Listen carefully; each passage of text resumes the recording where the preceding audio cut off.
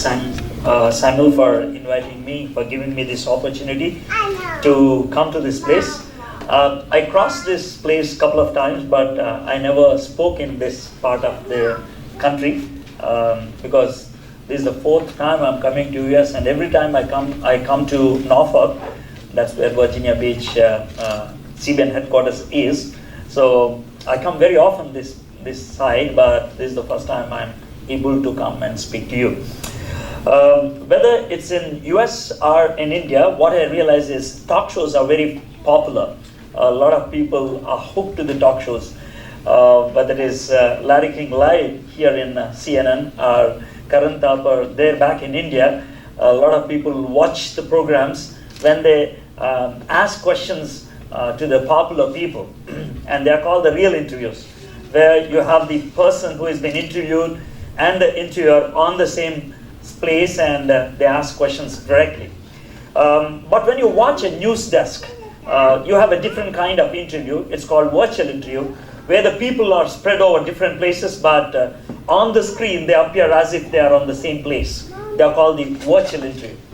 Well, now I'm going to do a third kind of interview. It's called the imaginary interview. This never took place. Well, I'm just trying to imagine it and put it before you and see how it would be if such an interview ever happened. Well, the two guys whom I'm going to interview, they lived in two different time frames, at least 600 years apart. But still, I'm just trying to put them together on one stage and trying to ask them the same questions and see what kind of answers they can give. I see a lot of young people here, and I'm sure that I'm going to speak to you. These two guys are sitting on my either side. I'll reveal their names somewhere in between. So I'm trying to keep you get hooked to me by keeping that in suspense, okay? But you'll definitely enjoy. So these two guys are sitting on my either side. I'm going to ask them the same questions, and I'm asking the first question. I'll ask, can you give me something about your childhood? The first guy gets up and he says, well, I'm the youngest in my home. My mom and dad, they love me so much. We are basically shepherds. We used to take care of sheep. My mom used to tell lots of stories about God. She used to say that God protects us and God helps us in unusual ways. And one day, my mom and dad, they asked me to take care of the sheep, and I was taking care. And there was a wild animal that was coming onto my sheep. I don't know what to do. I was just thinking of my mother's story, and I thought, let me try it. And I said, Lord, help me. And I jumped on that wild animal, and I could strip it apart. That's amazing. And ever since I realized that God can help me. One day, Dad called me and said, your brothers have gone to the war field, and it's been a long time. You just go and try to find out what's happening. It was so much fascinating to go to the war field, because I never been and I was never allowed. When I went there, I thought there would be a lot of dishum, but there was absolute silence, And when I went there was a guy who came up and he was shouting like anything. He said, if you have guts, come in, man, 1-to-1, we will take a fight. But nobody was moving. I went to my brothers and said, hey, he's giving a challenge, why did you take it? My brother said, you better keep quiet, and got lost. And as I was going away, I was not feeling comfortable. I caught hold of a leader and said, that guy is giving a challenge, why don't you take it up? And that guy said, nobody is willing to take it. Then I said, if you give me permission, I would like to do it. He looked at me and he said, you don't even know how to wear your trouser properly. You're going to do it? And I said, no, I want to do it. And I gave my profile, and I told how I handled a wild animal in the forest. And somehow he took me to the king, and with one small pebble, I killed that big guy. That's the end of the story. So that's my childhood, very interesting, And I said, okay, I'll go to the second fellow, and I'll tell him, can you tell me about your childhood? Sir, my childhood is not that interesting, It's not that fascinating. My mom and dad put me in a school. I studied very well. I was a school topper every time. But when I was doing my 10th grade, something interesting happened. There was an announcement that police are after young people. So we have to take care. So one day, actually, they were coming up into our colony, and there was an announcement that all young people should rush into the restrooms. So I was trying to hide myself in the restroom. One of the police guy caught hold of my shirt. he pulled me and he asked me to open my shirt. I opened my shirt. He counted my ribs and he looked at my body and he said, "You look good, come." And they tied 4 of us together and they asked to walk for nearly 3 months. And we ended up in a different country and we lived there till our death. That's my childhood, sir. So these are the 2 guys, and now I'm going to the first guy. Okay, your childhood looks very interesting. Can you tell me how your life ended? By the way, you did not ask me my name. Well, if I have to tell about my how my life ended, definitely I have to tell my name. Because if you ask any fellow in this world, give the top 3 names of the top 3 kings who ruled Israel, definitely they have to take my name. You know, the capital of Israel carries my name. Jesus Christ himself introduced like this: "I am son of David." So my name is David. That's how the first guy is. Okay? And God called me a man after his own heart. I'm very much loved by God, you know. That's how my life ended on very high note. It's an amazing life. That's how David says. And now I come to the first guy, second guy, and say, "Can you tell about how your life ended?" Sir, the way my life started was in a very mellowed down position. But when I ended my life, it was super high, you know. I ended up in a very top position, and I never changed my position for 65 years. 65 years, I never changed my position. Kings and kingdoms have changed. My subordinates have changed, but my position remained the same.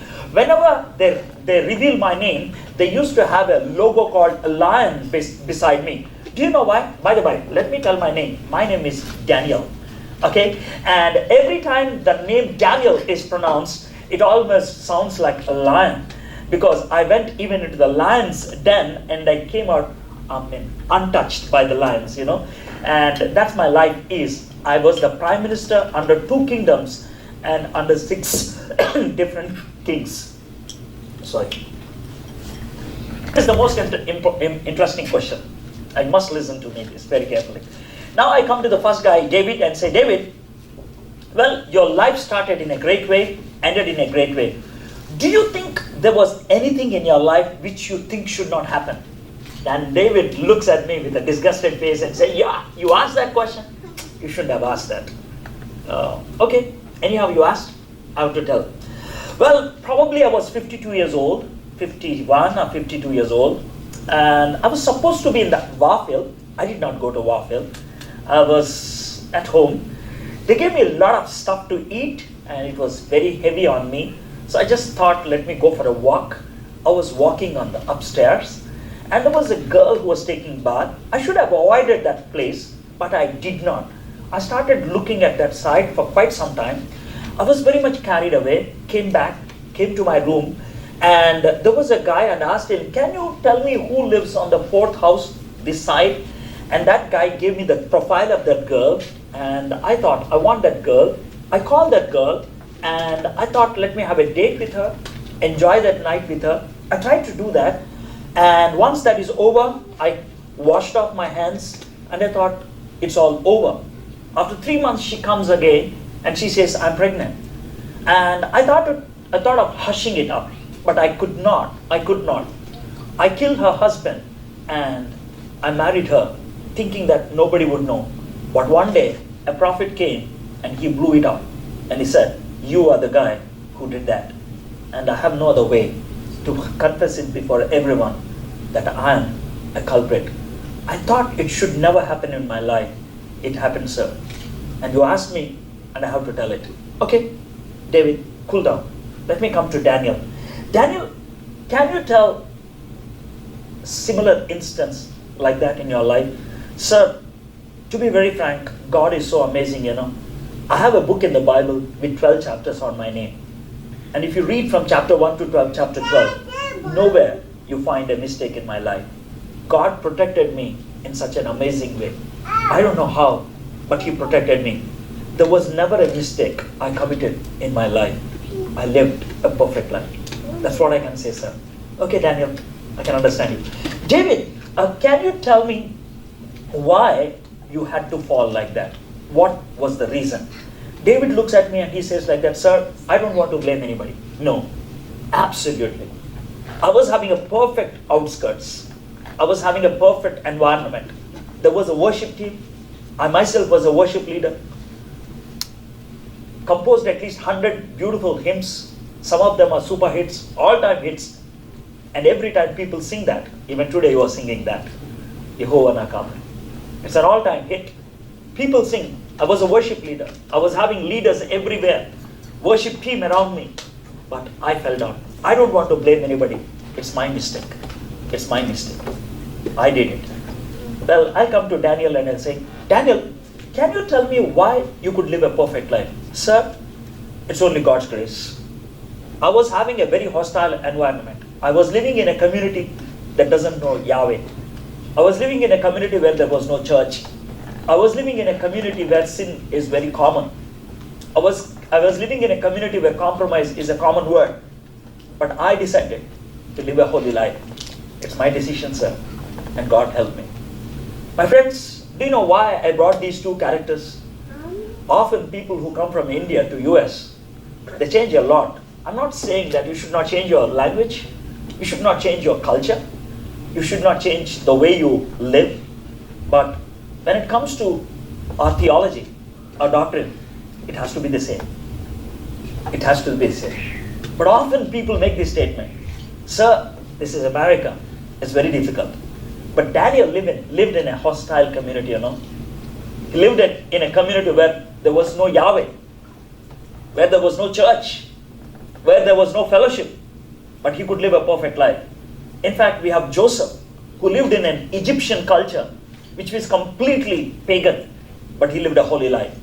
We have a Daniel, who lived in a Babylonian culture, but lived a perfect life. So I thought of taking the life of Daniel, and I want to look at a small event in his life, why and how he could live a good life in spite of a bad environment. That was what I want to deal today. And I have a way of looking at the books of the Bible. The thing is this, most of the books, they have a mind map. If you are able to unwrap the mind map, you can easily understand. I'll give an example so that you can understand what a mind map is. You know Genesis? Genesis has 50 chapters. I'm just giving you two examples and then I'll come to Daniel so that you can use the same principle when you go back and read your Bible. Bible is a very interesting book. If you take book of Genesis, it has 50 chapters. If you make a 50 chapter as one circle and make it into 4 parts, each part will have 12 and a half chapters, 4 quarters. Now, each quarter, you have one hero. First quarter, you are Noah. Second quarter, Abraham. Third quarter, Jacob. Fourth quarter, Joseph. There are 4 heroes in Genesis. And each hero has one special character. Noah is known for righteousness. Abraham for faith. Jacob for hope, because he was always dreaming about the future. Joseph about love, because he was able to even forgive his brothers who sold him out. These are 4 heroes having 4 characters: righteousness, faith, hope, and love. These are the 4 essentials for any Christian. And these are the 4 characters whom God has showed us so that we can just follow them. And the God of these 4 heroes is our God. So that's the book of Genesis. Okay, I'll give you one example from New Testament so that you can have an idea how a mind map works. You know, John has 21 chapters. John was a Jew and he was writing his gospel to the people who are living in Roman culture, Greek and Roman culture. It's called Greek or Roman culture, whatever it is. Whether it is a Roman or Greek or Jew, 7 is a very important number for them. It's a complete number, 7. Okay, 7 is complete. So 7 is one number.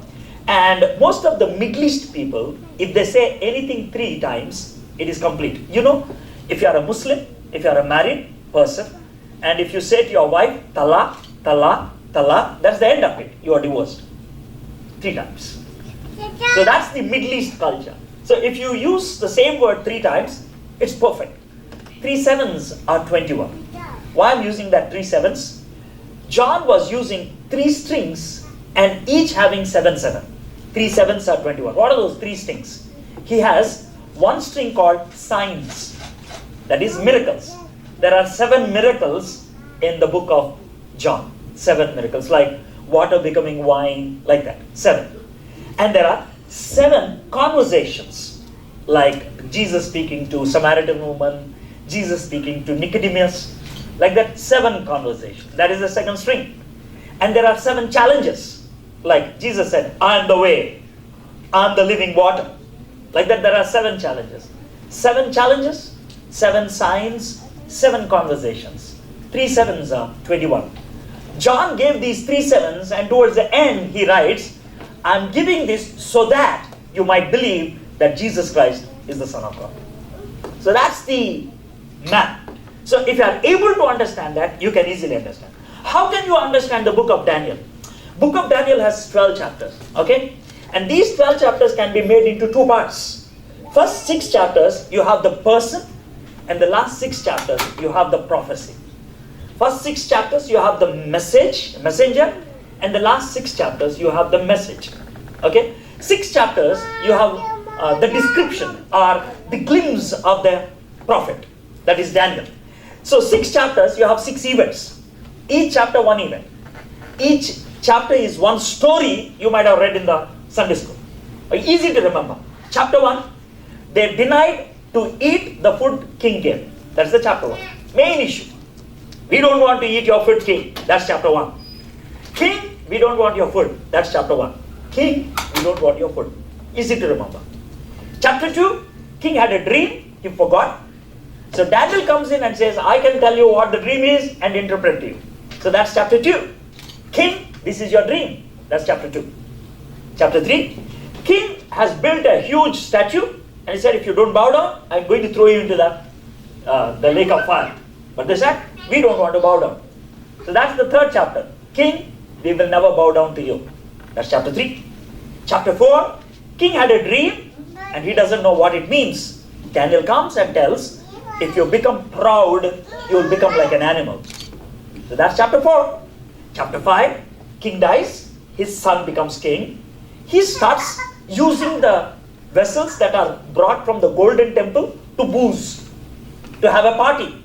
God became angry and he wrote something on the wall. They don't know how to read it. Daniel comes and reads that and he says, king, you're finished. That was chapter 5. Chapter 6, Daniel was about 8 years old, very old. They want to fix him up in a scam. So they said, you should not pray for 30 days. But still he prays. So they throw him into a lion's den. He comes out alive, untouched by the lions. So Daniel says, whatever you do, you cannot separate me from my God. 6 chapters, 6 events. I don't want your food, chapter 1. I can tell you a dream, chapter 2. We don't want to bow down to your idol, chapter 3. King, when you become proud, you will die. You will become an animal, that's chapter 4. King, you're finished, chapter 5. Whatever you do, you cannot separate me from my God, that's chapter 6.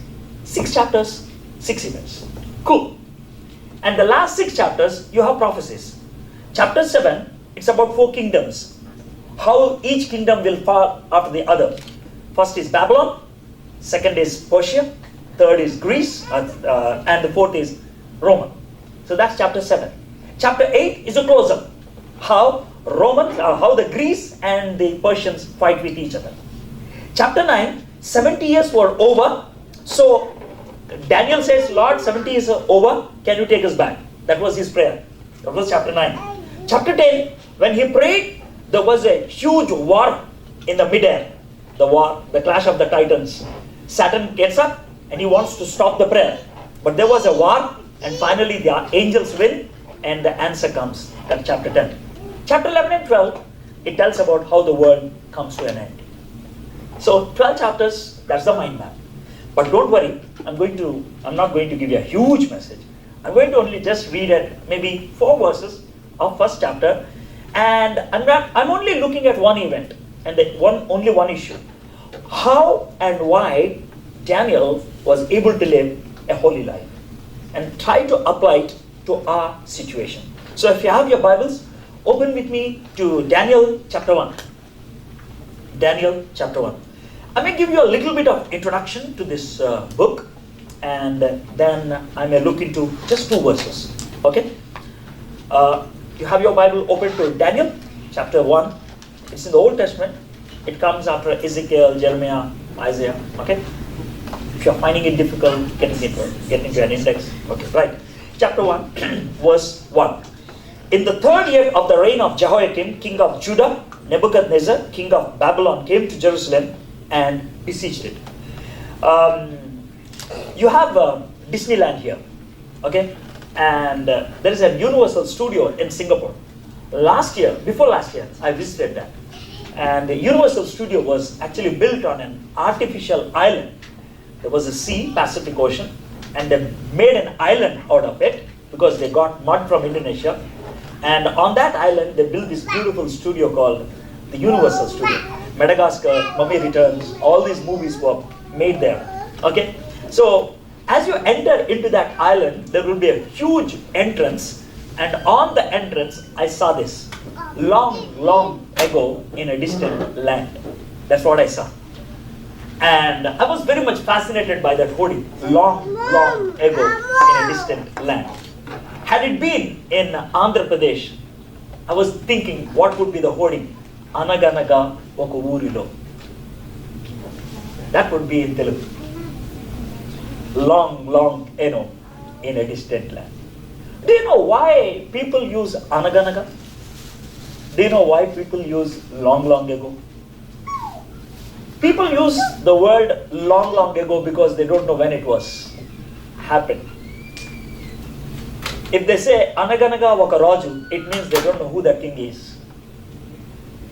Anaganaga oka roju means they don't know when it happened. Anaganaga oka urlo means they don't know where it happened. But Bible is the only book which doesn't have the word Anaganaga, long, long ago. The simple reason is this. Look at that one verse. In the third year of the reign of Jehoiakim, king of Judah, Nebuchadnezzar, king of Babylon, came to Jerusalem and besieged it. Jehoiakim was the king between 607 and 605 BC. So third year means 605 BC. We have the exact year where it happened in Jerusalem, how it happened when Nebuchadnezzar came and besieged it. So Bible is a perfect history. It gives you the exact date, where it happened, when it happened, to whom it has happened. You may be thinking like this, who cares? If it has happened 2,700 years ago, why should I care? Why should I think about it? Guys, why I'm saying it's why I'm explaining all those things? It's because if it is history, history can be repeated. Whatever has happened in the history, we have to learn lessons from it. From fictitious stories, probably you may not learn a lesson. But from history, you have to learn. Let me give you a simple example. If a guy went there and he calls you back and he says, don't take this road because this road is blocked. This fellow went ahead and he knew that the road was blocked and he gave you an information, the road was blocked. What would you do? Will you take that road? You try to reroute yourself. Take a different route. Am I right? But still if you take the route and get stuck there and say, shit, why did I come here? He will say, how is this? We have already told you not to come here. Am I clear? That's learning from history. If somebody has gone and got stuck, you have to learn lesson from that. God gave this history to us to tell, hey, this fellow has taken this route and he got stuck there. You better don't take that road. That's what he means. Am I clear? So that's the reason I'm trying to put it into a picture in a time frame. It happened in a time frame. And it can happen to you and to me. What happened? Let's look at verse 2. And the Lord gave Jehoiakim, king of Judah, into his hand with some of the vessels of the house of God, and he brought them to the land of Shinar, to the house of his God, and placed the vessels in the treasury of his God. I was just listening to the songs you were singing, and I was very much thankful to God, because Pastor asked me, what's the topic you're going to preach? I said, I don't know. And I never told him the message I'm going to give. But when I came here, the songs that were sung, they were actually preparing to what I'm trying to preach. And you sang the song, "The Lord is my shepherd." Beautiful. That's what I wanted to conclude today. Okay? The other song you said, "I want to live for you." The commitment. That's what my whole content is all about. I never asked for that. But you sang that. That speaks that there is a unison here. The Spirit of God working in us. So, in verse 2, if I look, you sang the song, "The Lord is my shepherd." That's a usual statement any Christian will say. God is protecting me, nothing will happen. It's true. God is our protector. God protects. But at the same time, there is a second side of God. You should understand. And look at verse 2, you can understand the second side. "And the Lord gave Jehoiakim, king of Judah, into his hand." Whose hand? Into the hand of Nebuchadnezzar. God is actually the protector of Israel. He said like this, "Israel is the apple of my eye. If anybody touches Israel, they have touched the apple of my eye." So that much care he was taking. That much protection he was trying to give to Israel. But the same God here has handed over the king of Israel to the enemy. Have you seen that? Why did God do that? Will ever God do like that? God, who is my protector, will he give up? I haven't seen this concept here in US, but in India, because most of you might have visited India, probably you can understand. In India, outside an ATM machine, that is the money vending machine, who will be sitting there? In India? Security guard. In US, you don't have that. But in India, you have a security guard. Why the security guard is there? To protect the machine. Am I clear? Now just imagine, I am the security guard sitting out of the ATM. This is the ATM. I'm sitting here. You're walking on the road. I'll call you, "Hey, come here. You want money? Go take." How it looks? That's what exactly God did. He called himself as the shepherd of Israel. But here, in this, he calls Nebuchadnezzar and hands over his king to the enemy. That's what he did. Will ever God do like that? You might be having a question. My friends, I just don't want to show one verse and leave there. God gives up under certain conditions. If you want, I want to show you 3 verses very quickly. If you open with me to Romans chapter 1. Romans chapter 1, verse 24. Romans chapter 1, verse 24. "Therefore, God gave them up in the lusts of their hearts to impurity." Our God is pure, but He gave them to impurity. Verse 26. "For this reason, God gave them up to dishonorable passions." And verse 28. "And since they did not see fit to acknowledge God, God gave them up to a debased mind to do what ought not to be done." Have you seen these 3 differences? God gave them up. What happens? You know, of all the species in this world, only humans have free will. We are the only beings in this world who have the ability to make choice. Because we have the ability to make a choice, we are responsible for our deeds. So God will never bypass our free will.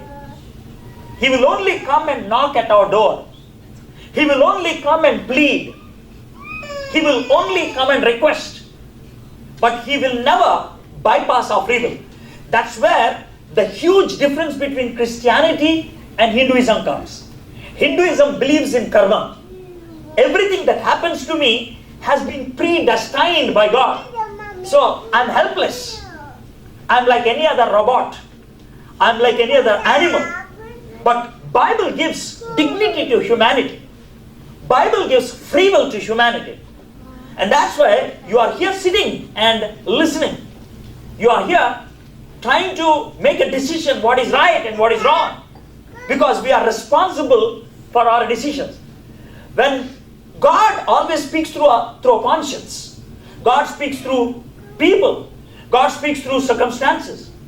After repeated instructions, after repeated warnings, if you are not listening, what God does, He leaves you.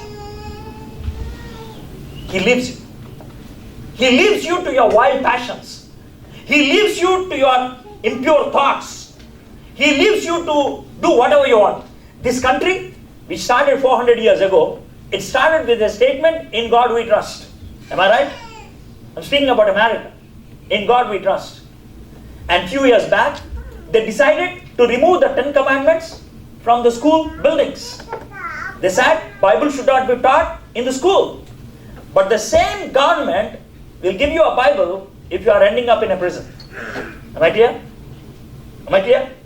If you are in prison and if you ask for a Bible, they will get you the best Bible and give it to you. But in the school, if you ask for a Bible, they say shut up and get lost. Somebody said like this, had they given the Bible in the school, they wouldn't have ended up in the prison. Am I clear, my friends? We have lost God and we have lost ourselves.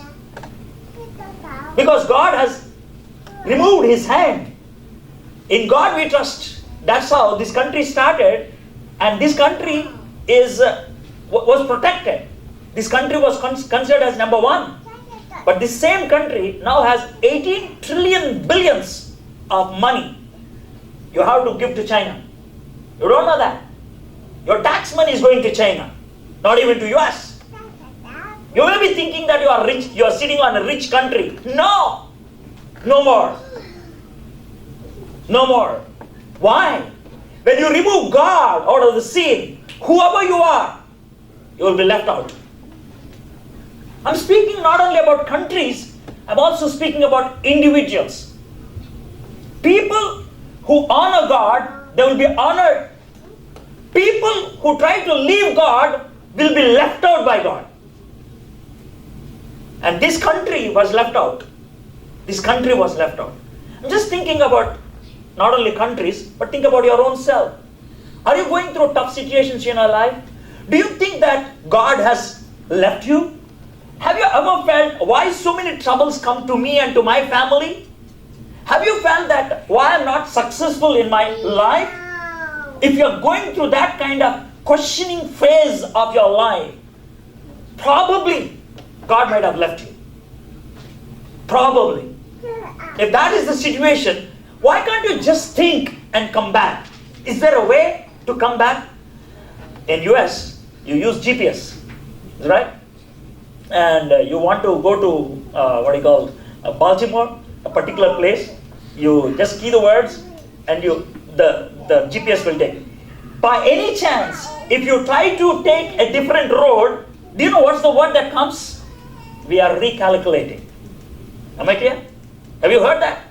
That word is seen only in the Bible, nowhere else. Not even in Quran, not even in Bhagavad Gita. If you change your direction, that's all. Only Bible. Even if you have gone away, I can bring you back. If you're willing to give your hand, I can recalculate. My friends, I don't know where you are. Only you can know that. If you have deviated from God, if you have taken a different route, probably God is saying, I'm recalculating. Can you come back to me? Can you come back to me? I'm using the words you can understand. I'm giving the examples you can understand, which you go through every moment of your life.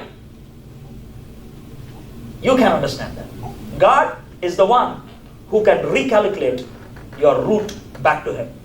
And He says, I can work upon it. So when they were living this horrible lifestyle, there were some guys who are living a different life. You know, when country was going like that, God gave up the king, God gave up the golden vessels of the golden temple, and Nebuchadnezzar took away nearly 10,000 young people.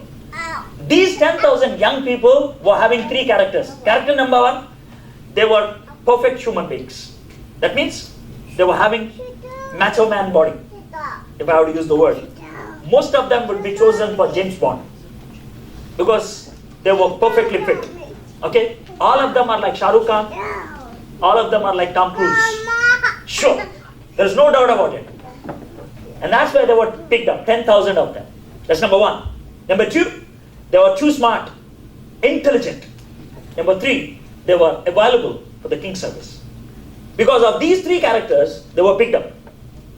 And they were given three responsibilities. Responsibility number one, the names were changed. Number two, their education was changed.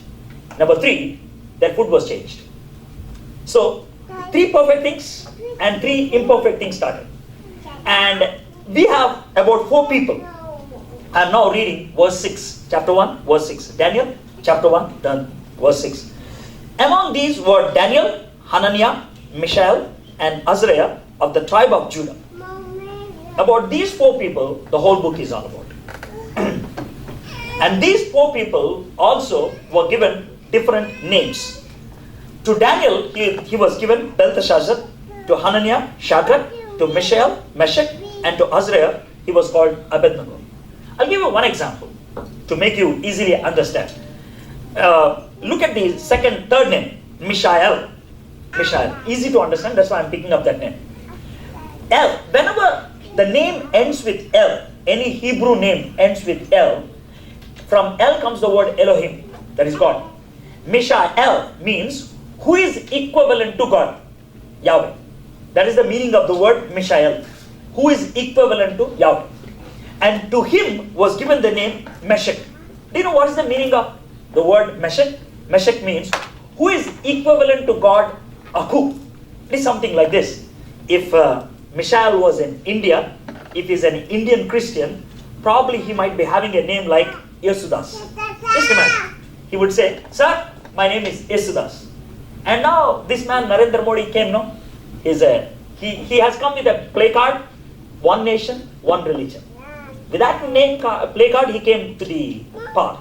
So probably if he wants to make India a Hindu nation, and if he gives a declaration that all Christians should change their name, probably Yesudas would become Ramadas.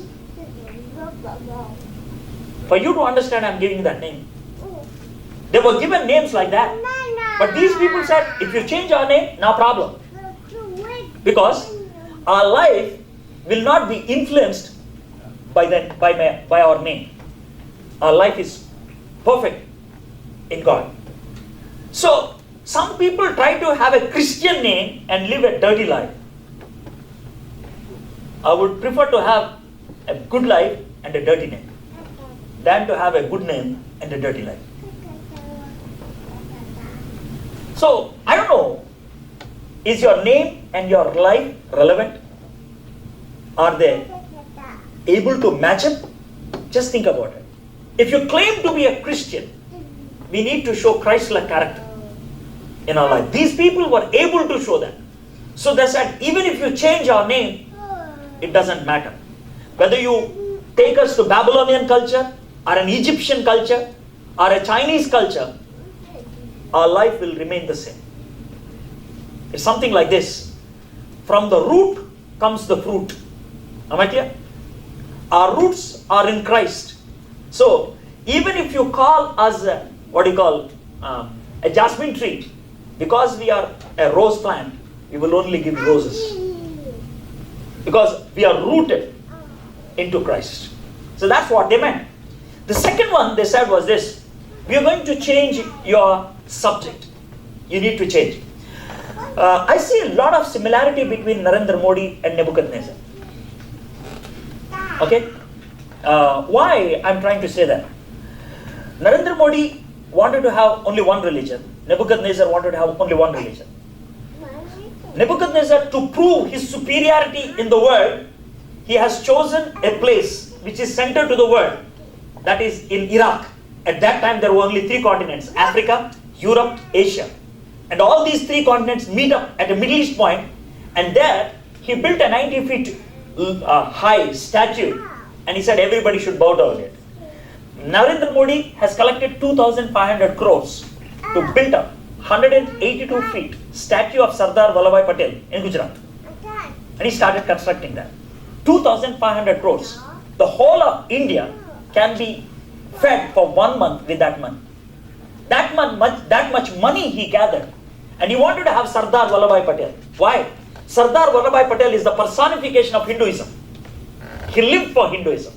He fought with Jawaharlal Nehru on the basis of Hinduism. So he wanted to show Hinduism as the world's tallest religion. That was his intention. He made it very much clear before he came to elections. And he collected money. And 2 weeks after he became Prime Minister, in the third week, he made a declaration. Nobody could open their mouth. He said like this, from next year, in the 8th standard, we are going to have Vedas. If you want to finish your high school, you have to study Vedas. Whether you are Muslim, Hindu, atheist, Christian, I don't care. He declared it. Nobody opened their mouth. Can you understand? What is the similarity I'm trying to bring this? My friends, you can't think that, well, Bible has nothing to give to me. Bible has given a model. It says this is how it works. In such situation, you have a model to imbibe. You have a model to follow. And that's why I'm trying to bring that to your case. To live as a Hindu in America is easy than to live as a Christian. I can challenge you, my friends. I've seen a lot of guys who are working in IT and in the software industry who are looked down because they are Christians. I can give you examples. I'm not speaking about India. I'm speaking about US. In such situations, what can we do? These people, they were asked to change their subjects. Daniel, Shadrach, Meshach, Abednego, they did not say, we don't want. They said, okay, we are willing to study anything. Why and how they were able to say that? I want to give you a very classic example from my home. Okay? When you are fed by the doctrine, you are not bothered by the things that bombard you. I want to make that statement again. When you are fed by the doctrine, you are not bothered by the things that can impact you. The best example is this. My elder daughter was doing her 8th grade and my younger was in 3rd grade. And Shiny, the younger one, came to me and said, Papa, Sharon is elder, is not allowing me to watch a TV program. I said, what's the program you want to watch? She said, it's called Chota Bheem. Chota Bheem is an animation story. And I know that. I said, Sharon, it's only an animation story. Allow her to watch. Do you know what Sharon said? Papa, it's not good for Shiny to watch that. That's what she said. I said, why? The story is going to, the episode is going to start now. Come and sit and you can understand. I sat there. Shiny on my side, Sharon on the other side. I watched the story. The story is very small and it's very easy. There was a game and in that game they lost the ball. They don't know where to find the ball. They were worried. They were shouting and Chota Bheem came in. He gave them the ball and at the end everybody said clap to Chota Bheem and they said Jai Bheem and they went. That's the end of the story. And I was just thinking what kind of impact that story can have on my daughter Shiny. Will she end up saying Jai Bheem? That was my question. I looked at Shiny and said, Shiny, I don't think this story is good. You better don't watch this. As a child, she asked me 2 questions, which I could not answer. Question number 1, in a typical Telugu, yeah? Why? And the second one is more interesting. Even you watched. I could not answer that. I looked at Shiny. Helplessly looked at Sharon. Sharon said, I will answer them. She's 8th grade girl. She looked at Shiny and she asked this question.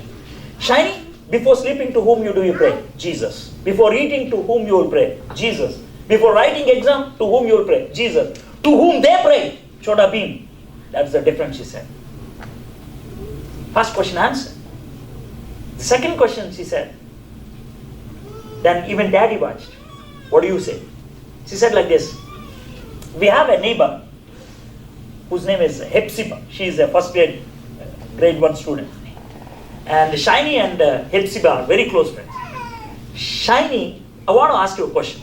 Just imagine Hepzibah coming with a knife in her hand. Shiny said, oh, I don't like it.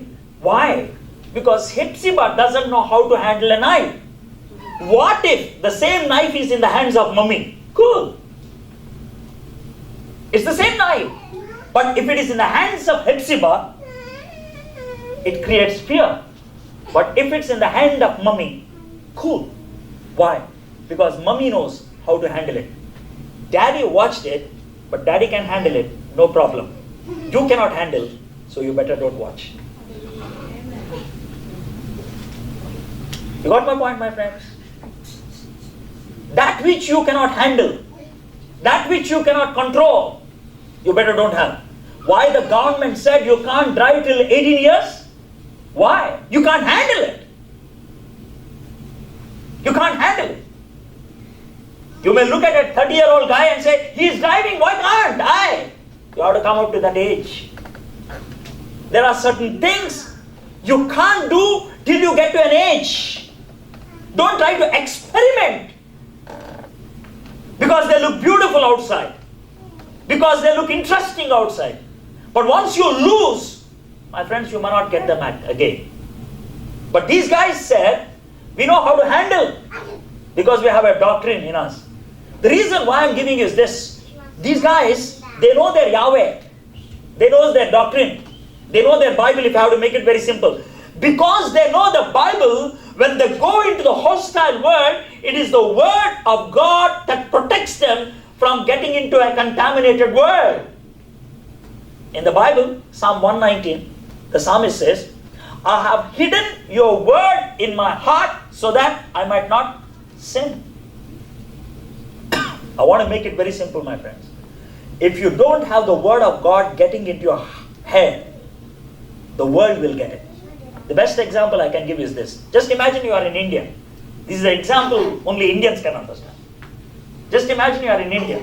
Early in the morning you got up because the neighbor has put up his tape recorder or whatever it is at a high note. And the first word that hits your ear is Saranavayappa. Just imagine. The first word. What will happen to the whole day? It will be ruled by only one phase. Saranavayappa. Whether you like it or not. Do you know why I gave that example? The first word that falls into your ear rules your day.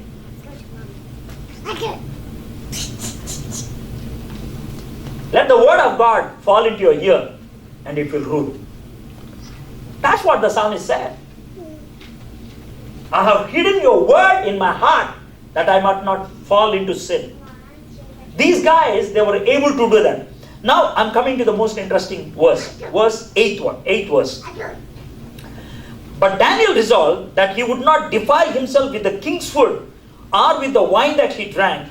Therefore he asked the chief of the eunuchs to allow him not to defile himself. The third thing which they could not accept was this. They said, we want to change your names? Okay. They said, we want to change your subjects? Okay. They said, we want to change your food. We want to give you the food which king eats. King gets the food directly from the temple. If I have to make it very simple, the food that king gets is called prasadam. If I have to make it relevant to our situation. They said, we don't want to take it. Why? Because that is the food offered to the idols. And if we eat that food, that impact would be there on us. You may be wondering, is it relevant even today? It is. In 1992, I got married. 1993, me and my wife, we were taking Bible studies in Usman University. Both of us. 6 months. There were 2 attempts on me by the local Hindu militant leaders. They wanted to kill me. It never happened. The third attempt they did was a black magic. It was a black magic. They wanted to kill me in 30 days. 22 days. I experienced hell in my home. I can give you one example. What I mean by experiencing hell. One night, me and my wife were sleeping on the cot. I got up because I was disturbed. I was just stretching out my hand and my hand was touching the ceiling fan. My cot was 7 feet in the air. It's not movie. It's not graphics. It's real. I'm giving only one example. And I got up, realized I was trying to hold my wife so that if she gets up, she will fall down. And I woke her up and said, please pray. Our cot has to go down. She was not able to understand. It took some time. My friend, 22 days I went through that struggle. After that, my uncle has sent a man who has this gift of driving away the evil spirit. His name was Gabriel. Teyyala Gabriel antara. Aakivide. Because he has that gift. He came all the way from Bhimavaram to Hyderabad to be with me for 3 days. Day 1, he drew away the devil. Day 2, I asked him this question. Sir, I'm a full-time worker. How could this work on me? That was my question. Probably you may be having, I'm a child of God, having the print of God, blood of God. I can even give more, like I'm the servant of God. So I also said, I'm a servant of God, preaching the word of God. How could this happen? He said, give me some time, I'll pray and I'll let you know. He prayed and he said, you ate prasadam. Huh? Me? Prasadam? Yeah, you ate prasadam. God has showed it to me. And he gave me the picture. There was a Venkateswara idol there. 10 people sitting this side, 10 people sitting that side. You are in that corner. God showed me that. I could not get my memory right. My wife immediately said, yeah, it happened 3 months ago. We went to Bangalore for a wedding. And we were asked to sit like that. And they gave the istara, that leaf. And there was a small sweet. Before the main menu came, there was a 10-minute gap. And in those 10 minutes, I started licking that sweet. And when the main menu came, I prayed and ate. But that sweet went with before prayer. And he said, that sweet is prasad.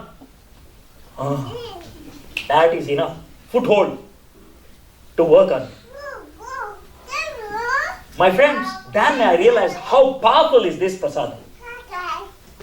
Whatever you get home, I don't know from where you are getting. If you are getting from India, anything that comes from India, it is offered to gods. Anything.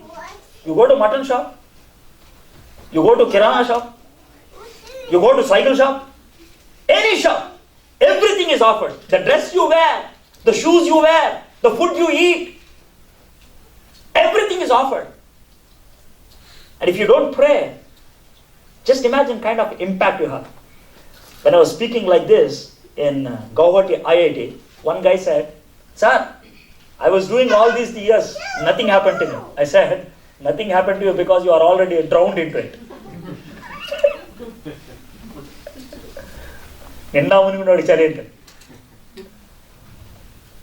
Something will happen if you are outside of it.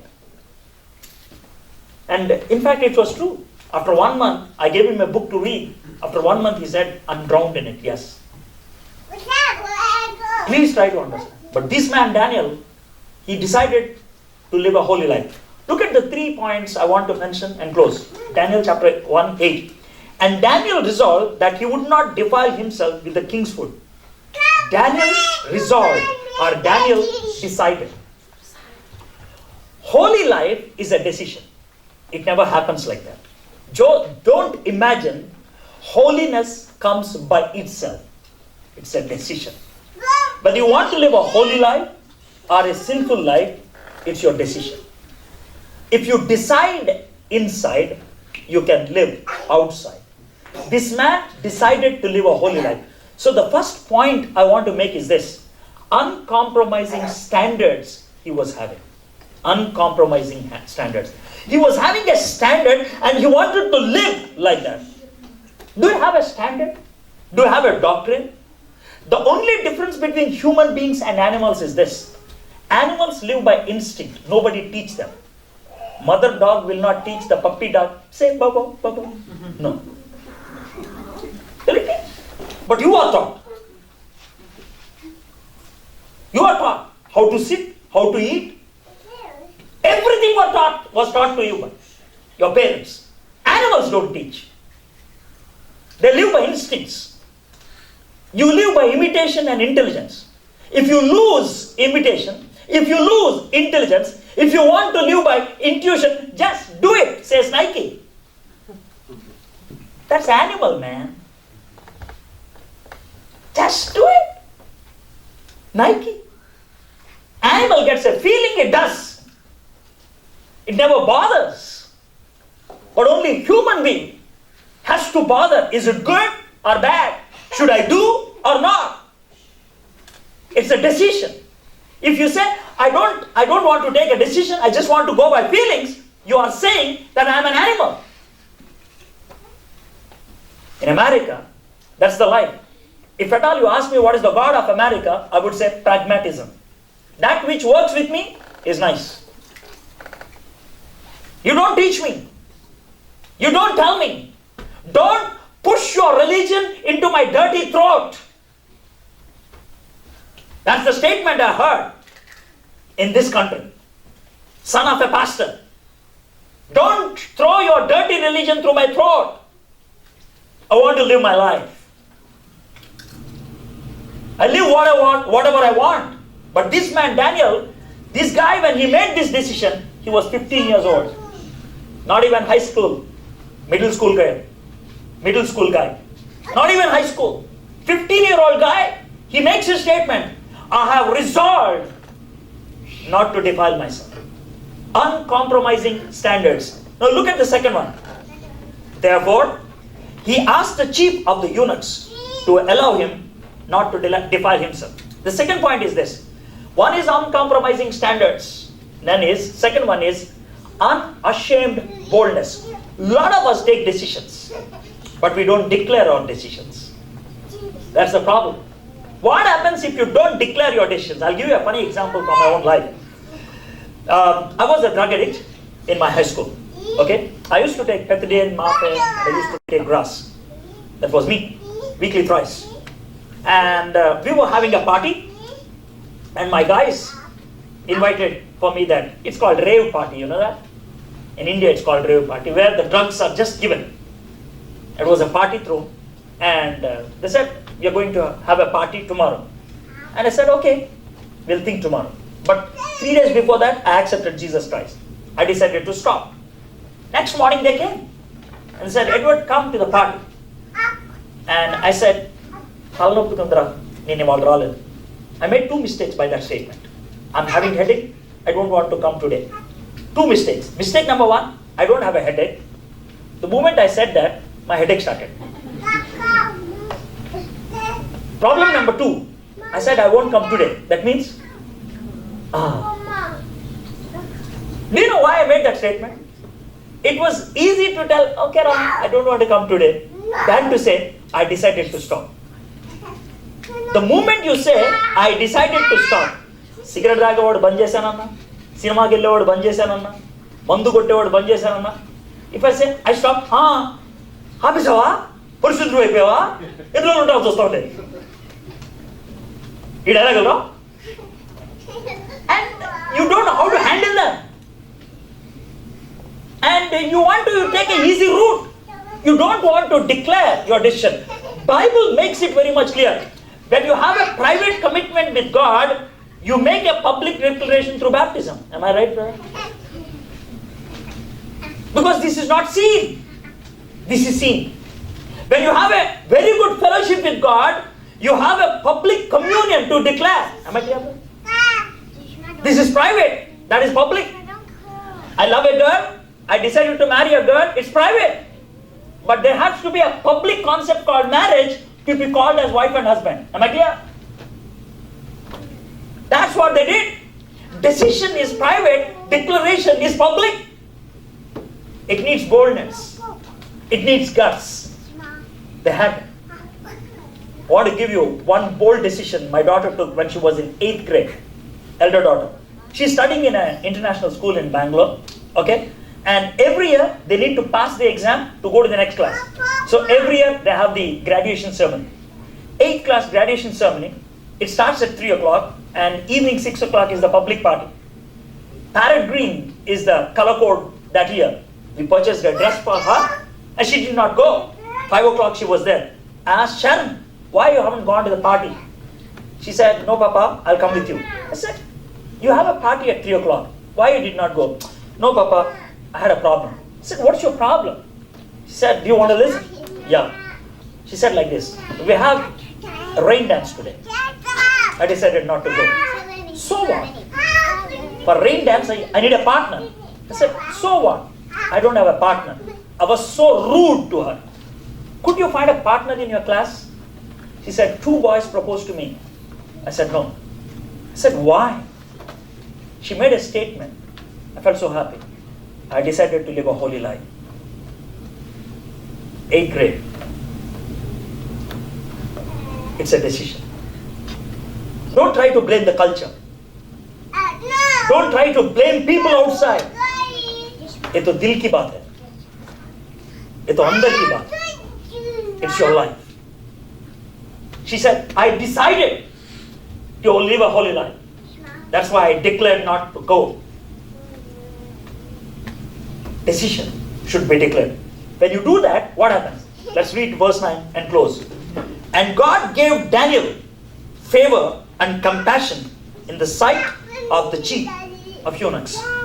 When you make a decision, when you declare the decision, you have the dominion of God. You have the deliverance of God. You have the protection of God. Unearthly protection of God is there. Eunuch, the leader, have you watched Gladiator? Clash of the Titans? Ben-Hur? Any of these movies? Where how the slaves are treated? Daniel is a slave.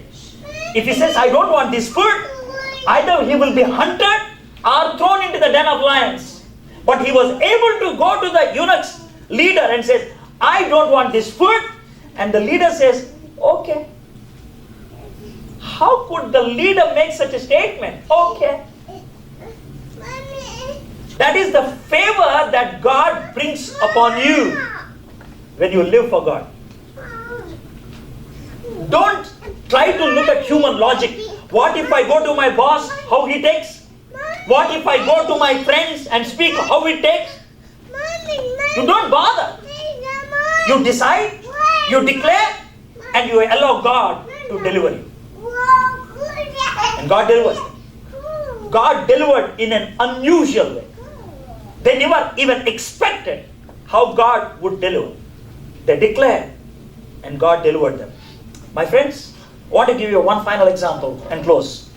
You know Kasab? Have you ever heard about that guy, Kasab? Kasab was the guy who came from Pakistan to India, and he wanted to create a havoc in India. On November 26th, he killed 164 people. One guy killed 164 people. Okay? He was killing people in a hospital in Mumbai. And that was shot by the closed circuit cameras. And people were running into different places. There were 4 guys who ran into the hospital restrooms. Kasab followed them and he killed 3 of them. And he shouted, where is the 4th guy? I saw the 4th guy running in. He looked everywhere. And the 4th guy's name was Salman. He was hiding himself under a table. He lifted the cloth to see. From 3 feet distance, Kasab could not see that guy. We don't know how it happened. But that was shown by the closed circuit camera. At that time, someone was praying, God of Daniel, protect me. And then again he closed, searched everywhere, again opened it. But this time he found Salman. He pulled Salman out, made him to stand to the wall, triggered out his AK-47, and he put the rifle here. He started pressing the button 3 times, and not even one bullet came. Kasab got a doubt whether there were bullets or not. He removed the rifle, showed it towards the air, and started triggering it. All the bullets came out. He looked at him and said, I don't know what happened. And he walked off. We interviewed Salman and we showed his testimony the week Kasab was hanged. Kasab was hanged the same week we showed it on the national channel how God protected Salman, whom Kasab wanted to kill. My friends, yesterday, one of the leading newspapers was giving this statement. When the Muslim terrorists were sending the missiles to Israel, do you know what's the heading? Their God changes the path of the missile. That's the heading. Their God changes the path of the missile. It takes only 90 seconds for a missile to go from Iraq to Tel Aviv. Just 90 seconds. In 90 seconds, the missile is changing the path, and nobody could understand, even today, how it happens. I'm not giving you a cock and bull story, my friends. I'm not telling you Tom and Jerry stories. I'm telling you history. And that's the same God who can protect you and me. If you can decide to live a holy life, and you can declare what God is doing in your life, you will experience God's deliverance. Don't blame the culture. Don't blame the world outside. Holiness is a personal decision. So shall we all just try to introspect our lives, bow down our heads, close our eyes. Just think about Daniel. He lived in a hostile culture, completely unfavorable. But he experienced the favor of God for not 1 or 2, 70 long years. 70 long years. God protected him. Why? He decided to live a holy life. And he declared all of them without any fear. And therefore, he experienced God's favor. My friends, it's a decision. It's a declaration that will allow you to experience God's deliverance. That's Daniel. God wants us to live like Daniel. It's one Daniel who could influence the whole kingdom of Babylon. It could be only you. You can influence the whole of your office, the whole of your colony, the whole of our environment. Joseph was only one person who was able to influence the whole of Egypt.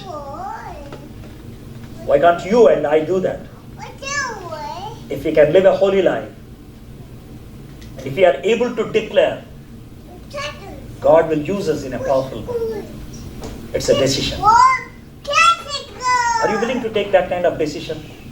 Can you say to God today, Lord, I want to live for you. I want to live for you. At least declare it to God. Lord, I want to live for you. Father God, we thank you so much for this time you have given to us. You spoke to us through this man, Daniel. He was only a 15-year-old guy. But the way he lived was amazing, O Master. His decisions were perfect. His declarations were forthright. And therefore, you delivered him in an amazing way. May that happen in our lives, O Master. May these words speak to each one of us. May the decisions people took, O Lord, get your favor, O Father. In Jesus' name we pray. Amen.